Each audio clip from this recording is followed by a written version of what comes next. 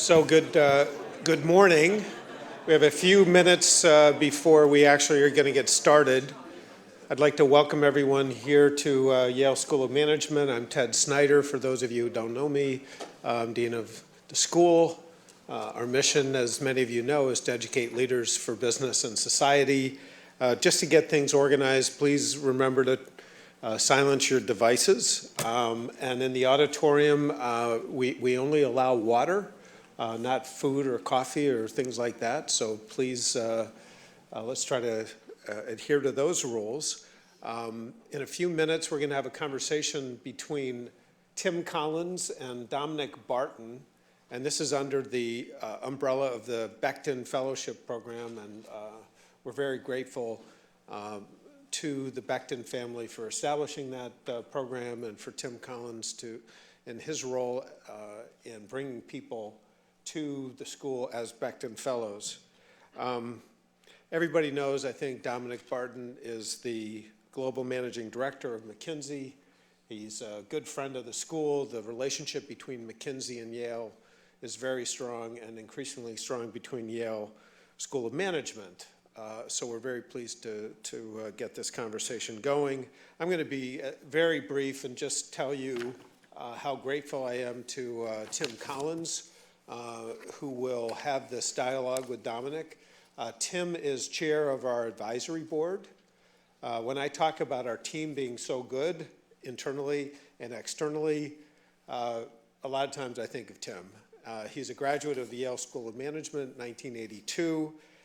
He is the person who heads up Ripplewood, a firm that does investments around the world. He's worked at places like Lazard and Cummins, and on the board of directors of Citi, and lots of other really interesting experiences.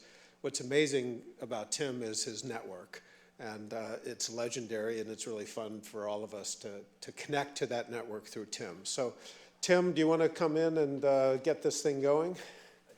Great.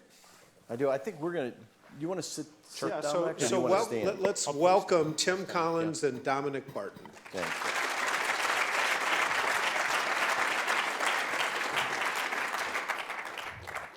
Just because it's Dominic, I had to write something down. If it were somebody else, I'd just wing it.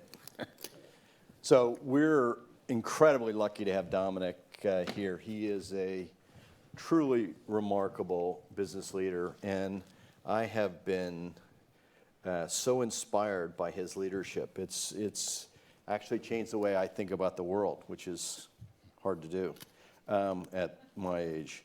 So let me just tell you a couple of things about Dominic, and then also a couple of things about what I hope he talks about. So I said that you're remarkable. So that's the most important thing. I'm not going to go through the Rhodes Scholar, all the achievements, and so forth, but I'll tell you 4 things that you may not know about Dominic. Number 1, he's African. Who knew? He was born in Uganda. Number 2, he was one of 6 students out of a class of 200 in his high school class who went to the university. So a very select group. He's the son of a missionary. Obviously, that's what brought him to Uganda. And 4th, and maybe most amazing, in 2013, Dominic was awarded the Order of the Peony, and is the only one I've ever met who was, in fact, awarded the Order of the Peony. So you should be particularly impressed that we have him here today. He is beloved at McKinsey, and a year ago was elected to his 3rd term to lead the firm, I think unanimously. At least that's the lore, which is, once again, it's almost as remarkable as the Order of the Peony. And I would just say there are 3 topics that I think would be interesting for you to talk about. One, it would be interesting to hear you talk about what you worry about, think about as a leader of this enormous, complex, brilliant consulting firm. Two, you recently spoke about, and not so recently, a couple of years ago, spoke about the 4 things that business leaders in general should worry about. And I think that would be fascinating. And then finally, I'm a huge fan of the topic of long-termism and what you're doing together with others to change the way we incentivize companies and allocate our capital. So any of those 3 things would be, I'm sure, welcome. And so if you could talk for Sure. 20, 25 minutes, and then I'm sure this group will have lots and lots of questions. Excellent. Probably especially about the Order of the Peony. Yeah. Well, thank you, Tim. And it's, I just say it's a great pleasure to be here. I mentioned this to Jeff and to Ted too. This is the one school that I've come to consistently, regularly since I took on this role 7 years ago, because I love what Yale stands for, what the School of Management. I think you just bring a broad, diverse set of leadership experiences, which is what we need as we go ahead. So I love coming here, and it's wonderful to be introduced by Tim. I told him I'm going to try and get him an Order of the Peony because it's a very special award. But I should also say too, in full disclosure, Tim is on McKinsey. Even though we're a private company, we have a advisory committee of what we think are leading business leaders or thought leaders, and he's been incredibly invaluable to us as we think about what we should do, because we don't like to take our own medicine. We like to tell other people what to do, but we need a lot, and Tim's pretty direct, I found, in the process. But on the topics, I might start with the last one first. I actually Do you want to use your slides? I might, but I'm also. I can hand those out after if people want to see them. What I did prepare, because one of the areas that I'm passionate about is that I think that the world, but in particular business, has become more short-term in their thinking. And by short-term, I mean quarterly. It's quarterly capitalism as opposed to long-term capitalism, and a less inclusive capitalism, a more narrow capitalism. And I'm not going to use the slides, actually. Anna's going to kill me. She's a Yale student. But if people want to look at them, we can send them out afterwards. I might just talk a bit about that for a second and then go. But the basic premise is that if you look at the facts over the last 30 years, especially in the Western world, so the more Anglo-Saxon part of the world, capitalism has become more short-term. And I think Milton Friedman, I'm not trying to blame him, but he was one of the instigators when he wrote a very powerful piece I think it was 1974, which basically said the business of business is business. And you as a CEO do not get distracted with corporate social responsibility or anything else. Your job is to make money and hopefully develop good products and services, but don't get distracted. That's what you need to do. And I think with the rise of markets, the power of markets, and I would argue short-term, high-frequency trading, we saw more of a shift towards what I call quarter-to-quarter capitalism as opposed to building it out. And you can see this in one of the many charts I won't bore you with here, but if you look at the average holding of a stock on the New York Stock Exchange, it's gone from basically about 10 years to 1 year over that time frame. And if you actually look at how that has been increasing over the last 4 years, it's getting worse. So we're holding stock for less time, even though in a sense it's savers that are the people that ultimately want to see returns over time. And it's actually private equity firms are playing a big role in being long-term and where One would hope. move. Yeah, where we move it. And I think that the private market is becoming actually more important than the public market in many respects. Michael Dell deciding to take Dell private, and if you talk to him about how relieved he is in terms of where he spends his time and what he doesn't have to do anymore and what he's able to try and drive, he likes that. And I think that's a very sad thing, because that means that the average person can't participate in the benefits of capitalism. It doesn't, a lot of pensioners benefit from markets and from companies that are public and so forth. So we've had a sort of a decreasing holding period for stock. You've got asset managers that are being evaluated on a relative basis on at most an annual basis. You get a Morningstar rating. If you don't perform, you're going to be in difficulty. So you get a lot of behavior occurring that way. And then you have a CEO tenure that is shrinking. It's gone from about 9.5 years to, I think it's 6.2 years. And so the rotation of CEOs has gone up. And I may be biased because you think you want to be in it but I think it's difficult to actually build things over time if you have to be thinking around the corner of where you're moving it. So a lot of the features, if you will, of capitalism are shrinking in terms of time frames. And then we have activists that are coming into the market. And I tend to think of activists like cholesterol. There's good cholesterol and bad cholesterol. So some of the activists I think are very helpful. Value act. They want to try and they're actually more long-term, and they're often there for a good reason.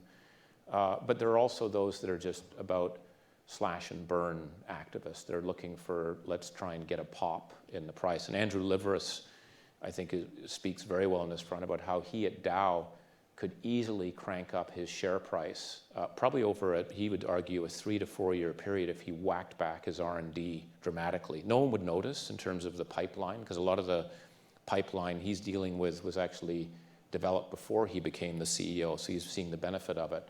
But it would destroy the company over time, and I think it has an effect on growth and investment. A lot of big decisions that are made in business often take more than a quarter for them to be able to see whether they work or not. The average break-even period for a multinational going into China is about 8 to 9 years. Who in their right mind is a CEO with a 6.2 year time frame and activists coming in is going to make a bet in markets? I think the new area where people are betting is in Africa, right, in different parts. That's a very difficult, challenging place. You're not going to get returns in the short term from that, but you've got to start making investments for the future. So I think the ability to be able to be a relevant organization, to innovate, to invest, has been shrinking. And we've been doing a lot of surveys as well, just looking at how CEOs feel and how boards feel and how institutional investors feel. And what you see, especially amongst the CEOs and management teams, is they would prefer to have a 5-year time frame at least to be able to look at things, but they feel the pressure that they have to have, which is a 1 to 2 year time frame that's there. And that unfortunately has been getting worse over the last few years, even since the great financial crisis. So that's kind of the situation. There are differences. The reason I personally got interested is when I moved from China to London, and I have this rule of I have to meet 2 CEOs or government leaders a day, because I didn't join McKinsey to do internal work. I wanted to, so that's the only way. I'm not reliable anymore to do client work. So I try, at least that's the way I can keep in touch. And I don't want to stereotype, China or Asia versus the West, but one thing that really hit me like a 2x4 was the CEOs I was talking to were just very short term. They had a lot of pressure, and a lot of pressure actually from boards. The boards were not, boards are there to, I think, put appropriate pressures, ask hard questions, but there was almost a fear that they could be, removed if they think too far out. A lot of what boards were focused on was risk management and compliance, and not thinking about where the company should be in 10 years. And I just noticed a pretty significant feeling, a difference. You meet the chairman of Samsung, he'll start off by saying, we were a yeast company. That's what we were in the 1950s, and we've had to change. And they do dramatic portfolio changes over time that they know will not be a nice, smooth line, and they don't really care. Now, you can say that's not good from a governance point of view because they have too much control, but I think what it does mean is they can actually invest in a very significant way. I think some of the tech companies in the Silicon Valley also reflect this too. You think about Apple, the Apple stock price when the first iPod came out that Steve Jobs put out, that stock price fell 25%, right? The people said this is a disaster. It's not going to go anywhere. And there's many legends and stories about Steve Jobs. I don't know which is true or not. But one thing is, this guy was he had a drive, and I think many CEOs would have been frightened by that feedback from the market that was pretty tough. Mark Zuckerberg, when he took Facebook public, if you recall, the share price went rocketing up and then it completely collapsed. And the reason is in the middle of their IPO, Mark Zuckerberg decided to say, we've got to go from PC to mobile. But I mean, the world's changing, we've got to do it now. And he had advisors telling him, you shouldn't do that because you're IPOing, we need some stability. He said, strategically, for my company to be around here, we have to do it fast. And I don't care about the short-term disruption. If he didn't have control of that company, I don't think he would have been able to do it. And I don't know what would have happened in that process. Now, again, we have to be careful because some privately held or family-controlled businesses, don't make it past 3 generations and so forth. So I sort of say that with the headlights on. But I do think there's something in that. And I remember this actually, back to the Order of the Peony, which is it was for helping the country. I won't go into any more of the detail of it. But it was actually, I was living in South Korea, and I got to know the mayor, who's named Young-bak Lee, and he then became the president. And we got to know each other, and we came in and he said, I'd like you to come in and help us do a 60-year strategy for Korea. And I said, it must be a translation, like 6 years, because your time. And he goes, no. I said 60, because you're a white boy. I normally would say 100 years, but I don't think you can handle that. So 60 is what we look at. And I said, I can't even think past 20. And he said, well, you have to, because that's, I'm a leader. I have to think long-term about where we should be. And that's, during that time, it wasn't a perfect run, but that's when South Korea established very significant relationships in Ethiopia, in Nigeria, because of the buying land, looking at agricultural production, thinking about setting up their equivalent of a Peace Corps to try and get more South Koreans. These were more long-term moves. So again, you see it with on the political side as well. And I think in this part of the world, we're short-term. So that's sort of the background. And because of seeing that, there was a group of us that got together. Mark Wiseman from the Canada Pension Plan. They're I think, a leading long-term investor. His quarter is not 3 months, but 25 years. That's how he thinks about it. He cares a lot about the environment, about governance and sort of social responsibility, not because it's a nice thing to do, because it actually affects the valuation of what he's going to buy. So he's not a sort of a do-gooder just because it's a good thing to do. He does it because it's going to actually affect the performance. And so he demands that type of metric in the companies that he invests in. It's demanded because he says, I'm a long-term player. I need to see you do these things. So he's one. Larry Fink from BlackRock, which is the largest investor. I think they've got $4.7 trillion under management. They own typically 4 to 5% of most companies. One of the slides I'm going to show you is a letter he just sent out on Monday to 500 CEOs, basically saying, please ignore short-term quarterly results. I'd prefer you actually didn't even report any guidance at all. You should report numbers, but don't give me any guidance. And I want to see more 10-year plans coming from CEOs and boards. That's what we're going to expect, and that's a way to put pressure in the system. And so the 3 of us said, why don't we get a group to start working on this and look at what's causing this to occur. And the way we come at it, and I'll shut up on this one, it's basically that you have many institutional investors, pension funds, that act not like long-term investors, but short-term investors. Some of the biggest funders of the nasty activists are actually pension funds, right? And a lot of pension funds that say they're long-term actually measure their asset managers on an annual basis. So they don't walk the talk, if you will. And sometimes it's because of the pressures they have in it. So a lot of the long-term capital is actually not being deployed in that way. So we think that by getting that group to behave in a more long-term way, we can begin to shift the rest of the chain. Because then you go to asset managers, right, who get money from the institutional investors. They're short-term. How can we get them to be more long-term in terms of the metrics, how they pay people? Is it a 5-year period over which people get paid? Are we looking at health metrics, not just performance metrics in the companies that they're evaluating?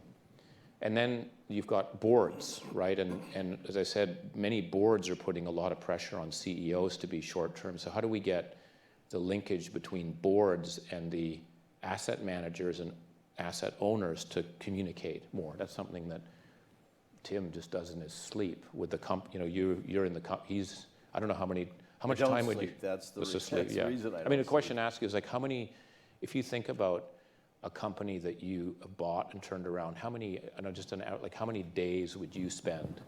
You have a CEO, but how many days would you typically spend So doing now, in the Yeah. current structure, I spend 3-4 days a month. Yeah, So we, but that's. So it's probably up to 50 days. You could do 36 to 50 days. And the average time a publicly traded company board member stands is somewhere in the order of 15 to 19 Although days. when I was on the city board, I you spent probably- 42 days for 3 years on average, so that was a lot. That was during the crisis. That was, signed a lot of consent decrees. But so I think. But it wasn't about strategy. And I Yeah. think the one thing that you mentioned that I think is at the core of the problem is I am shocked in many circumstances how little board members know about the strategic dynamics Yeah. of the enterprise. I mean, right down to some basic things like who are the competitors. Yeah. And how are they doing? And Yeah. those are. I mean, I think that's been maybe part of it is out of the legislation and the requirements and but The fiduciary duties. all the and all, the stuff that's fills up the board agenda. But I think that is curing that is.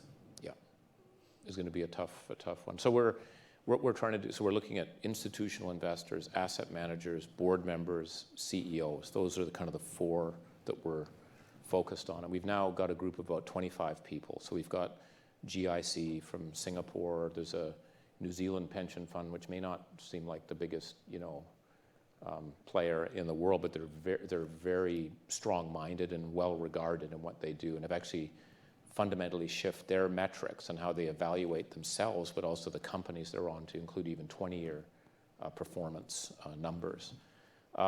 And that group is now really trying to do it using Pareto principles, right? There's an 80-20 in terms of all that, of the long-term money that's out there. We can actually get to some of the key people quickly and talk to them. So we've just established a long-term index. This is really Mark Wiseman that set that up, and you have to be there's a lot of companies that would like to be on it, but to be on it, they're going to have to be long-term in terms of the way that they approach things, not just looking at the short-term performance, which obviously is still important, but things like health metrics. What's the quality of the talent pool?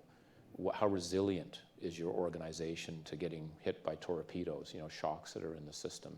What's your reputation amongst key stakeholders? Because, by the way, trust in business is at one of its lowest levels in 30 years right now. It's just people I think it's only a few points above a congressperson, which is not a great level, to be at. So, in the rate of innovation that's actually going on in the company, there's a set of metrics that should be looked at that way as well, and that's what they're going to be demanding. And there's $2 billion that have been put in. This was announced 2 weeks ago. So we're trying to put in systems that will encourage more of that. Again, people like Larry Fink, who are out there trying to using the muscle of the resources that they have to try and help, communicate with boards.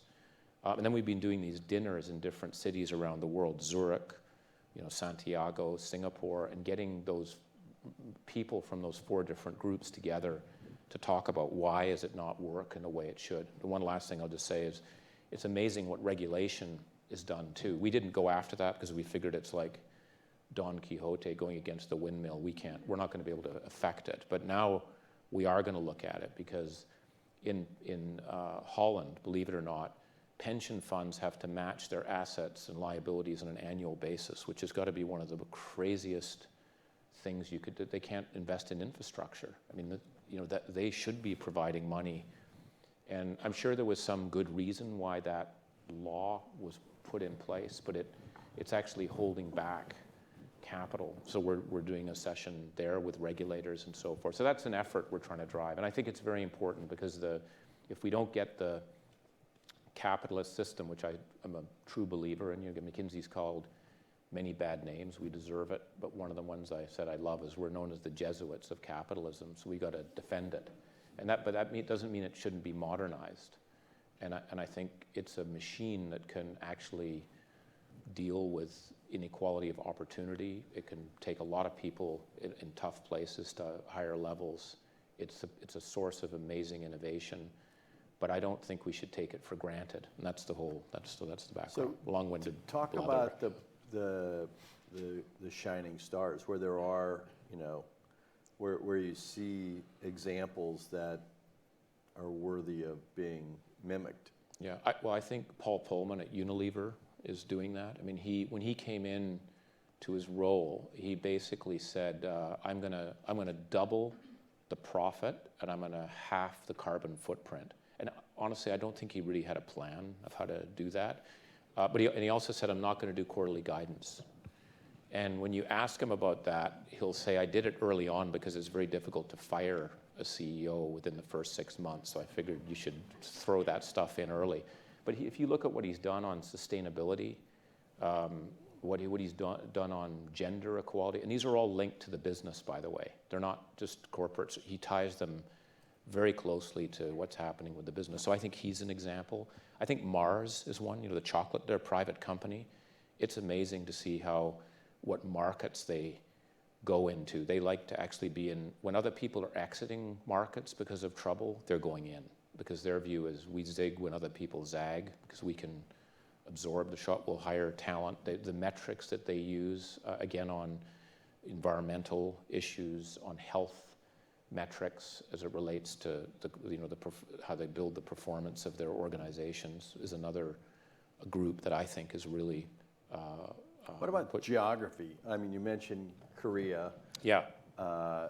Japan's obviously a mixed story. Yeah.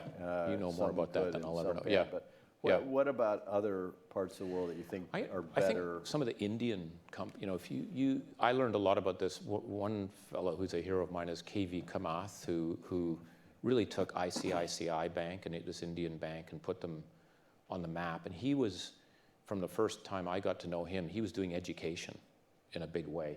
He was building schools. He was trying to train people, especially in rural areas. When I asked him, I said, is this some personal passion? And he goes, no, it's not. It is, but it's because of business, because if we're going to be a successful bank down the road, we have to serve people in these areas, and the only way we're going to get these people to be profitable customers is if we educate them. Right. So kind of a. But is what you're saying? You back to the Friedman article, which I think was published in the New York Times. That's right. Actually, that's exactly right. Yeah. And not in Harvard Business Review. Yeah.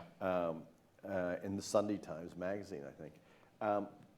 Is what you're saying that you have to be a good citizen to be long term, or is it that you could be rapacious, but just be smart about your time horizon for investments? Are they the same thing or different? No, it's probably, sometimes I think if you're long-term enough, a lot of that gets included because you will worry. That's why I said like environment, you'd worry about it because you're long-term. But I think that's still probably too narrow. That's why, some people have used the phrase inclusive capitalism, which I think is also a good one. And Michael Porter has talked about this too. I mean, the notion of, I don't think there's a trade-off between shareholder and stakeholder. If you do both well, they both benefit you. I don't think it has to be you get less shareholder return if you focus more on the others. And obviously, you have to be thoughtful about how you do it. Clearly, the other stuff, you have to have a longer-term horizon because it isn't almost never a short-term payback. It's never, if you're going to educate the community, that's a long-term payback. I mean, even Rio Tinto at one point too was really known for their education, and part of it was in Africa. What had happened, they did it for, again, very selfish reasons, because to have people that can operate machinery in a sophisticated high capital costs, dangerous machinery. You got to educate people in the education system. So they built a program to train people.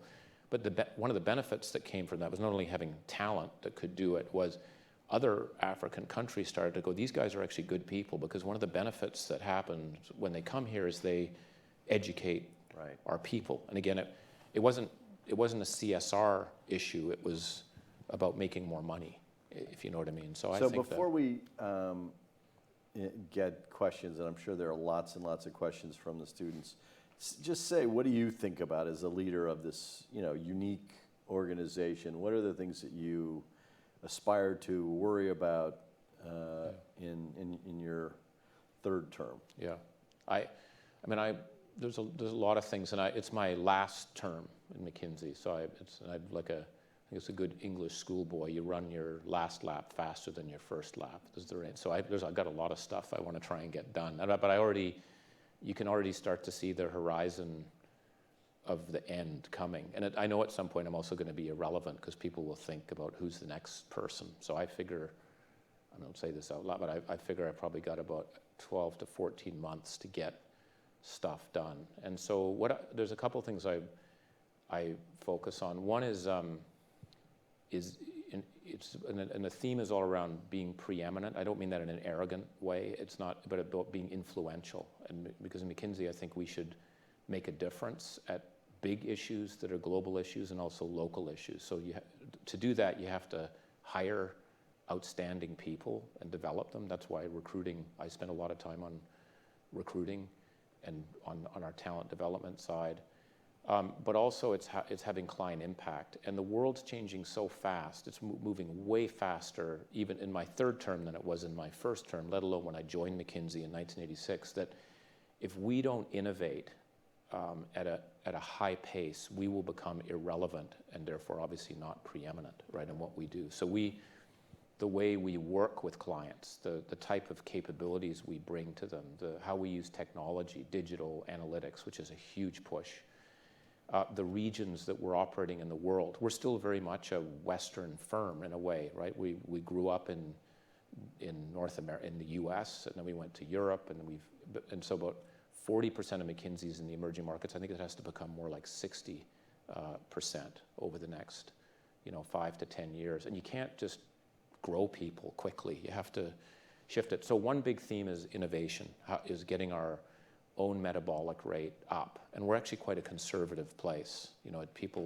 We like to, again, tell other people to do it, but we're actually quite conservative. So you have to jolt the place to do it. And we're doing a lot now. We probably 25% of what we're doing now didn't exist 2.5 years ago. And again, just the way we do. One of our biggest growth practices is our restructuring practice, where we actually put McKinsey people in to run parts of businesses, and we only get paid on results. We get zero if it doesn't work, and that's become one of our largest practices. And that's a very different model, because we were always in sort of the advisory side, not the driving side of it. We're doing a lot more in software. So we have, sometimes clients just want technology, not the people. So we have a pricing system called Periscope, which there are about 40 clients that use it today. There's probably 10 people that are involved in it. It's mainly the client doing it, but we're remunerated more as a fee of use of that software, if you will. So innovation is one that I worry about. Culture is another. It has to be, I probably should have said that first, because as we grow and we broaden and diversify, the core that keeps us together is our culture. And that may sound like that's a motherhood and apple pie, of course, but it actually, our values are what actually allows us to move, make decisions quickly, trust each other. Because we're the largest private partnership in the world. We've got about 1,700 partners. And we want to be flat, right? No one in McKinsey likes hierarchy. And I joined McKinsey because I didn't want to be told what to do. And most people are like that. So we have to keep it flat, but when you're a lot larger, the only way you do that is, I think, through culture, so that people, we can't risk manage everyone. Right now, there's some guy in our Pakistan office who's agreeing to do some work that I have no idea who the client is. I don't know what the arrangements are, but I trust that partner because he's deep in our culture. You know, he's part of the firm. So culture is a very big priority in what we do. I think the third area I worry a lot about is our risks. You know, cybersecurity, because that affects our trust. And you know, we're working with 2,000 organizations, governments, businesses on very sensitive issues, and we get hacked a lot, attempts right at us. We get a lot of them, and I worry about that, because my own view right now is what I tell our colleagues is all our emails, assume they're going to be transparent at some point. How do you feel about what you've written about a client, about a colleague, or whatever? And so I think we have to get much more sophisticated on the cyber side. I just worry about it. Tim's told me some not horror stories or inspiring stories of what, you know, the NSA and other what you could do with a glass and listen to someone and so forth like that. But I just think that it's a world that's, If you drink all the water, it works okay. Yeah. So you know, that's a area that worries me. And the final one is really, for me, is on talent, right? About, as I said at the beginning, we're in a sense defined by who we hire and how we develop them. And one of the numbers that I'm focused on the most is what actually happens to people when they leave. Like how many become CEOs or work in government or NGO leaders. And that number I feel, and again, don't sound arrogant, I feel really good. It's about 455 McKinsey people now that are running billion-dollar plus companies. You can add up anyone else, the top 10, they won't add to it. It may be because we've done nothing, but we hired good people that then found what they really wanted to do. But there's some linkage, I think, that's actually there. But we have to modernize that, because developing leaders for tomorrow, I think, will be different than how we developed leaders 5 years ago. We were talking about this beforehand with Ted. You know, the complexity of the world has gone way up. And so we got to have people that are comfortable working in very different cultural environments, and actually, in my view, dealing with volatility. You know, one of the best leadership experiences I had was working in Korea, because it was the craziest place. I mean, there was no rule. I don't mean to say it was no rule book or law. It was just the things that I was used to doing in Toronto or New York didn't happen that way. You know, I remember one point, the two big things I'll never forget. One was all of a sudden having 30 police officers show up in your office saying, we want all the computers. So that was not, I remember calling New York and saying, what do we do? And they said, you can't allow them. I said, they're in the office. I mean, what are we supposed to do? And they said, smother the computer. You can't, you know, that wasn't a play. But the other one was, I had an evaluator come by, and we were doing a lot of work with restructuring around the Asian financial crisis, which meant a lot of labor were fired. And there was a building I used to go to where they had a mannequin of me, which at 8 o'clock in the morning they would symbolically burn, right? And I remember this evaluator came by and said, how are you doing? I said, we've got a very good relationship in Korea. It's going really well. I didn't get the peony for that, but they burned this thing. And he said, that looks like kind of you. I said, it is. They burn it at 8 o'clock every morning. And he was like, Jesus, you know, what do you do? What is the hell is going on? But you get not numb to it, but you're used to stuff, right? And and I learned, I mean, there was just some amazing leaders there, or in, you know, China, you know, working with mayors who are more business driven than the average CEO you see in terms of KPIs, yet they were wearing red scarves, which was the Communist Party cadre, you know, and then telling their engineers to build subway lines and don't care what gets sold at the other end, the market will decide type of thing. So I think we've got to think about how we develop leaders in a different way, and then we have to keep that up. So we're in the middle of we're going to be showing Tim this, a sort of a People 2025 strategy. If we started McKinsey again, brand new, how would we do it? What are the experiences we'd give people? Who are the people we hire? You know, we're going to hire 5 people this year that don't have any university degree at all, and because there's talent out there that doesn't necessarily go to you. So how do we find them, and then how do we train them? Those are areas that I've probably forgotten some ones that I should be worried about, but those are things That's terrific. Yeah. That's terrific. So maybe we should see who has a question.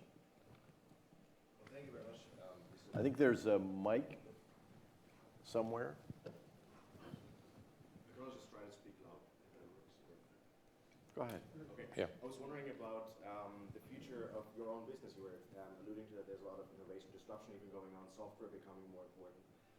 Also interesting businesses that try to attack you more directly. Eden McCollum in England trying to sell freelancers who are very good at what they're doing.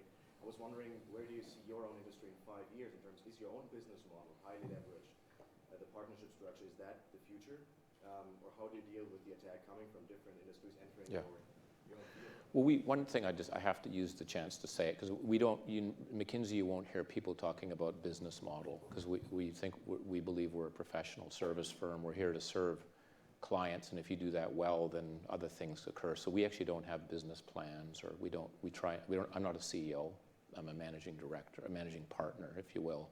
And I say that because the way we look at it is if we hire the very best people that we can find and have the diversity, and then we allow them to work on what they get excited about working on. That's where strategy is difficult to do, because it's often determined by what those people want to do. It can't be done top down, but we have to be aware. And then you deliver results. Good things that's kind of the model. That all said, there are a lot of changes. And so the very first study I did at McKinsey was to figure out how many pieces of chicken went into a Kentucky Fried Chicken lunch, 4 or 5. It's not it's 30 years ago, so I can talk about that now. It took 6 months to do that work because there was no data. We had to do focus groups. We had to, do diary analysis, look at collecting a lot of the information to do it. And if I was to do that project again now, it'd probably take 2 hours, right? Because of the data, the computing power, the technology that we have. So we've had to change, right, in terms of what value we're adding. So that's the client demands are what I'd argue are the fastest changing thing that's out there because they have talent, right? A lot of superb talent that's out there. But the areas that we feel we have to really push on are advanced analytics. Because it used to be in McKinsey, it was a bad piece of feedback to get that you boil the ocean. I think you had that was the same, right, at Booz. If people would tell you you're boiling the ocean, it means you're not very smart. You should be more hypothesis driven. Well, the challenge with advanced analytics, with the computing power and data we have, you actually can boil the ocean. It's actually better to boil the ocean. And so we need to think about how we bring that capability inside when we've trained a bunch of people to be more hypothesis-focused people. It doesn't mean you get rid of that, but you have to change it. And so we are scaling up our advanced analytics very significantly. We've got about 800 people now in that group. We talked about this last year in India in the program. We're going to have 3,000 people in 2 years. And those people come from various backgrounds. We love them. We want them to know about business because they can't just be quant jocks, if you will, and know how to do models. That's good. They have to translate that that's why I think some of the firms, I worried a lot about Palantir. I don't as much. I respect them, but they don't have enough translators, in my view, about, you got to understand the sectors. We've got deep sector with the analytics, but analytics is a big one. Digital is huge. I mean, clients expect us not to provide paper anymore. They want an actual solution, an app, a model that they can actually use. So if we're working with someone like Maersk, we have a program where the CEO can actually look at all their ships and containers around the world. They've got sensors on them. They can watch it real time where they are. They can redirect it depending on what's going to happen to weather systems, oil prices. They don't want the analysis. They want the operational system. And so we have a very large digital labs group that actually builds those solutions for people. So that's a new area because there are people providing that. And then we look at people like PwC and Deloitte who are kind of coming up the chain, so to speak, right? It's like some parts of advisory have commoditized. People say, we're not going to pay that much for you to do that. We can do that with other people. And that's where I think talent matters, because if you have talent that's creative and they're going to be able to reinvent and drive it. So those are some of the areas: analytics, digital, and then what we're doing on talent to make sure we've got people who, because a lot of our innovation occurs in the field. It's not me sitting in New York and coming up with I've got some ideas, but just as much as someone else, these ideas are out in the fringes of the firm, and then we bring them in and we scale them. Is that? So you're not afraid the networks will take you over, the network-based consulting? I don't. I mean, they've been around for a while. What I think is they definitely are doing more work, but it's work we don't want to do. We don't want to do. I don't mean to sound disparaging. That's commodity work. We like to work on things where that you need to have the combination. We call it rock. You need to have a sector depth. I mean, you got to really understand the industry, and an industry you can slice that into its pieces. You have to understand functions, so operations, marketing, and then you've got to have this analytics and the digital, and then you have to often have a CEO counseling relationship, which is the most important part of it. If you have all those, you can have way more impact. So there's certainly work if you want to help a large organization improve a part of their business down the road. It's probably better to go ahead. But if you want to transform your business model, I mean, you're not going to go. I wouldn't. I mean, I'm biased, obviously. I would not be going to a network-based group, because you need the breadth and the depth, and you need the scale. That's why I think in our profession too, you're seeing a consolidation. You know, that the crisis in 2009, this is where our profession has to take our own medicine. There was a shakeout. You know, Monitor is gone. I have huge respect for Monitor. You know, they're part. Booz, which is an amazing firm. I think they were bigger than McKinsey was in the 70s. You know, they're part of PwC. You know, Roland Berger is. You know, they have strengths in certain areas, but they don't have the scale to be able to invest. You know, we're investing $1.4 billion a year in knowledge and different, and I don't think that's enough given where things are going. So we're going to see, I think, fewer larger scale players over time. Who's Bud back there? Thank you for speaking today. Over the past year, we've seen a lot of controversy over drug pricing, and a lot of attention has been focused on J. Michael Pearson, who is actually a McKinsey alum, and Valeant Pharmaceuticals. Going back to the discussion on short-termism versus long-termism, do you believe that Valeant's acquisition-based business model is sustainable in the long term? I don't really want to comment on specific companies that way. I mean, what I would say is this: I think that, you know, it's a good question to ask, because I personally, I don't know enough about on the pharma side. I think there clearly had been problems with R&D and pharma companies, and that's why I think the proposition caught fire, if you will. I think that the challenge is you have to have some source of innovation. Either you're going to partner with other people, and you're going to have to think that model through. But I think what that model showed is there's actually a lot of inefficient resourcing that's being used.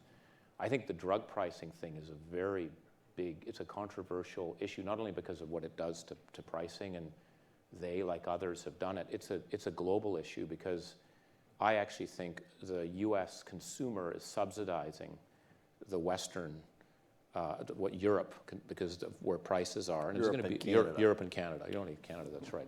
Yeah, I don't like to attack Canada too much. And I think that's going to be a more fundamental issue. But where's the innovation going to be coming for, and how do we pay for that effectively in it? But you know, I knew Mike when he was at McKinsey. He left in about 2008. He's a very aggressive, driven, you know, looking for performance. I think he's a good guy, and but that's where he is. He's different than, let's say, James Gorman, who's running Morgan Stanley, who I think he has I don't think one person typifies who we are. Let me put it that way. They all have their different strengths and focus. Hi, thank you so much for being here. You've talked quite a bit about talent, about clients' expectations. I'm an associate from the Brussels office, and the way that I see our company changing is a set of pressures on people, on the cultures. I would say, first of all, staffing pressure, because clients are expecting increasingly qualified and specialized consultants, whereas the BAs and the associates kind of want to dabble around and try to do different things. So there's quite a bit of tension in there. The second one would be a diversity pressure. I think a lot of people within McKinsey would agree that we're not far enough along the diversity spectrum, and it's a controversial thing to push forward. And the third one would be lifestyle, because this generation, our generation, doesn't think of lifestyle the same way that the previous generation did. So as a consulting company with long hours, how do you kind of accommodate that? Well, a couple of things I'd say. One is that I think we've actually always had two of those three pressures that have been in there. One is that when I joined as well, there was a pressure to get specialized early, because that's what clients even 30 years ago said. I don't want some generalist coming in here and pushing. We got to have some people who know things, and it was always awkward. I remember I'd show up at a oil company, and they'd say, "So, tell me what's your experience?" And I said, it's kind of like, "Well, I bought gas." I said, "Oh, that's really, that's good.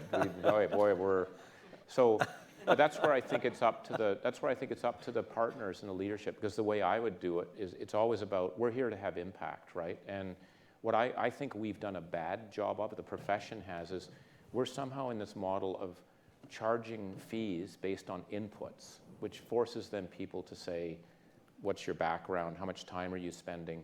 More and more of McKinsey right now is being paid on impact, right? Results. So there's two very significant clients that I have to see on an annual basis to review what we've done, because of the amount of fees that they are paying us. There's never a question about who's on the team. There's actually never a question about the amount of fees, because their view is for every dollar they spend on us, they're getting $10 back. And that's not mumbo jumbo.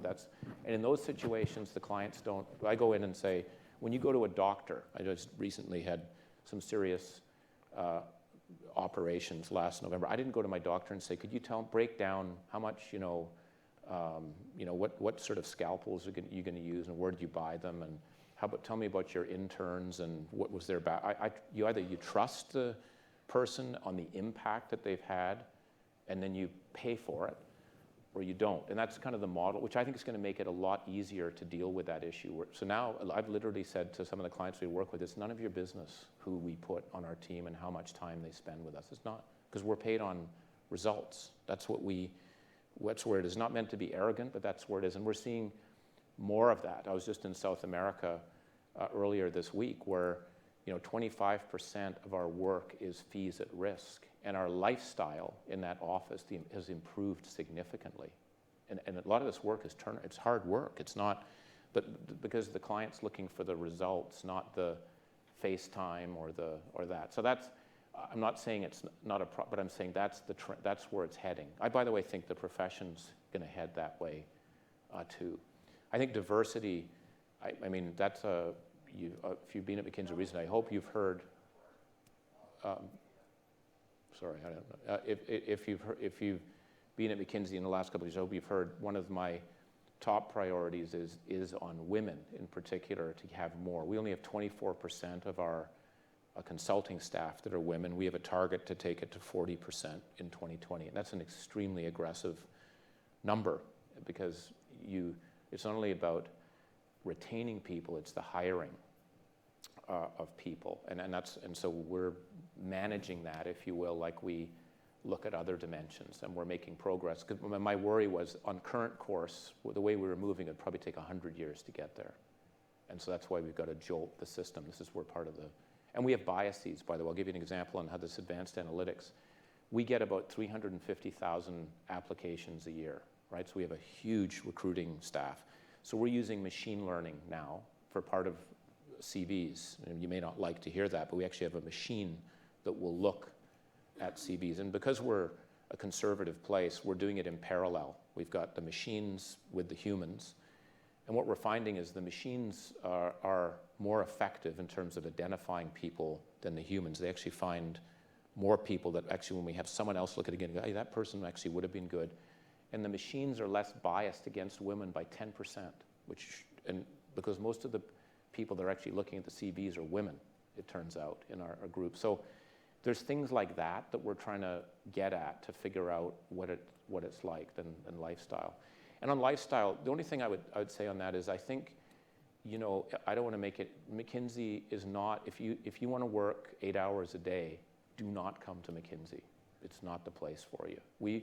We're asked to do work which has got their big issues dealing with, and those are hard to deal with in a typical, so I just want to be realistic about that's what it's like. And I think one of the benefits is you are going to learn at an octane level like you won't believe. I think other firms could, that's the proposition you have to look at. But I don't want to fool you or say we're going to have La La Land and we're going to have 8 hours and it's just not, I don't think that's going to change.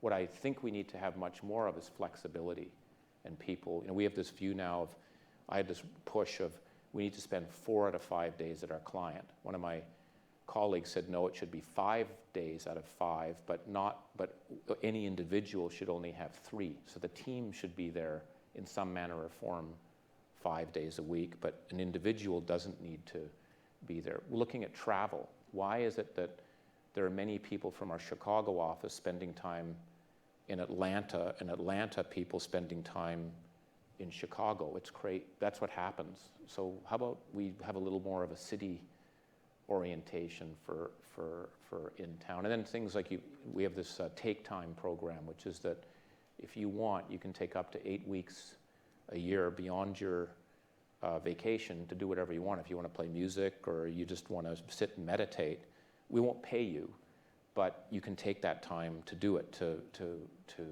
drive it. The interesting thing is it's more men than women that are taking that up. So anyhow, I'll shut up. We have time for one more? No? Not really. Okay, well then let's Okay, thank yeah. Dominic. Sorry. Thank you very much. Thank you. Thank you. Well, thanks. Yeah, no. No, That was thank you. No, Really, thank you. really. So thank you. It was a really terrific conversation. My big takeaway is how connected you are and how you always are listening.